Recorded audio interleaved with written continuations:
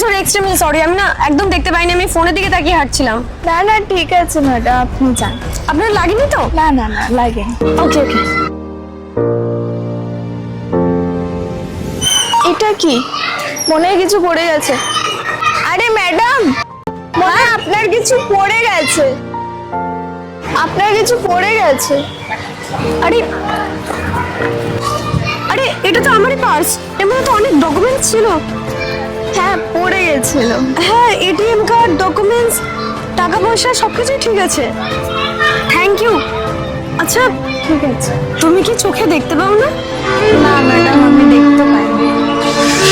আচ্ছা তুমি তুমি এই টাকাটা রাখো। আরে না না ম্যাডাম, আমার টাকা লাগবে না, আমি আসছি। হ্যাঁ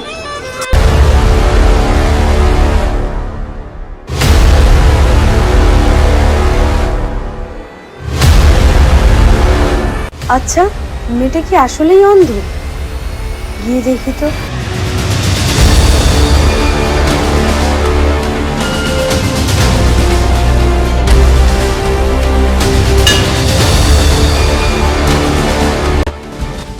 ওই নিশা, দাঁড়া, কোথায় যাচ্ছিস? আমার 3 মাসের ঘর ভাড়াটা দে, পাওনা টাকাটা না দে কোথায় চলে যাচ্ছিস? আজকে আমি জবের জন্য গেছিলাম, কিন্তু জব পাইনি। আমি জব পেলেই তোমার সব টাকা দিয়ে দেবো।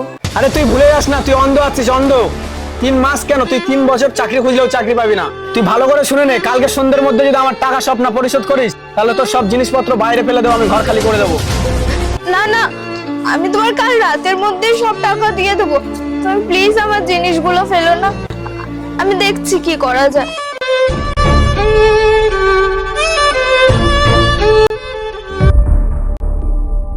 ওই নিশা, হ্যাঁ, আমি আজ রাতের মধ্যেই তোমার ঘর খালি করে দেবো। আর আমি না এখনো জব পাইনি। আরে না না, ঘর খালি করার কোনো দরকার নেই। তোমার পুরো 3 মাসের ভাড়া আর আগের যে 2 মাসের ভাড়াটা বাকি ছিল, পুরো টাকা কমপ্লিট করে দিয়েছে। কি? কিভাবে? কে দিল টাকাটা? এক্সকিউজ মি, এখান থেকে এক্ষুনি একটা মেয়ে গেল, ওর কত টাকা ভাড়া বাকি আছে? ওর পুরো 3 মাসের ভাড়া বাকি আছে, আর আগের মধ্যে 2 মাসের ভাড়া বাকি রয়েছে। আচ্ছা, আপনি ওনাকে এই কার্ডটা দেবেন আর এই কাগজটাও দেবেন। আচ্ছা আচ্ছা, বলবেন যে ওনার জন্য একটা বড় জব আছে, ঠিক আছে? আর এই টাকাটা রাখুন। এই টাকাটা হলো ওনার আগামী 3 মাসের ভাড়া, আর এই টাকাটা হলো আরো 2 মাসের ভাড়া দিয়ে গেলাম।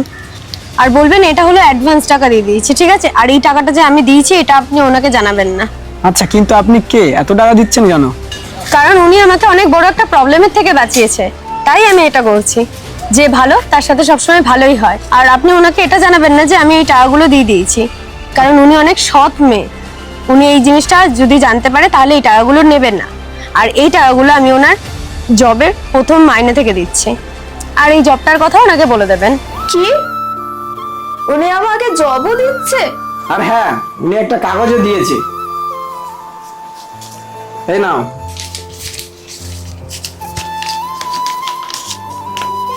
কি লেখা আছে এর মধ্যে? ভালো কাজ করলে ভালো ফল পাবে। আর আমার অফিসের জন্য এরকম একটা সৎ মেয়েই আমার দরকার ছিল, ঠিক আছে? এটা বলে দেবেন, যারা ভালো হয় তাদের সাথে সবসময় ভালোটাই হয়। সত্যি আমি মনে হয় আগের জন্মে কিছু ভালো কাজই করেছিলাম, তাই ভগবান আমাকে এই জন্মে তার ফল দিচ্ছে।